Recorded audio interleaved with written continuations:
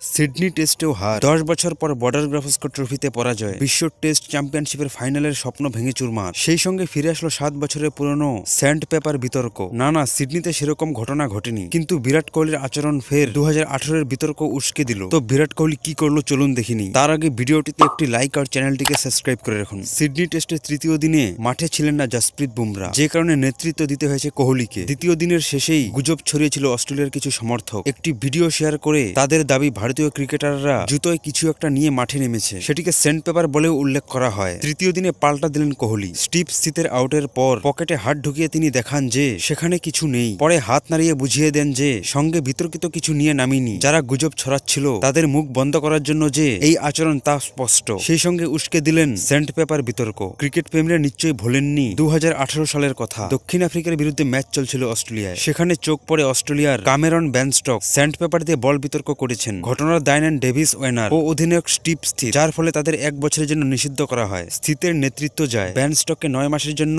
নিষিদ্ধ করা হয়। আর এই ঘটনা পরিচিত হয় স্যান্ড পেপার গেট নামে।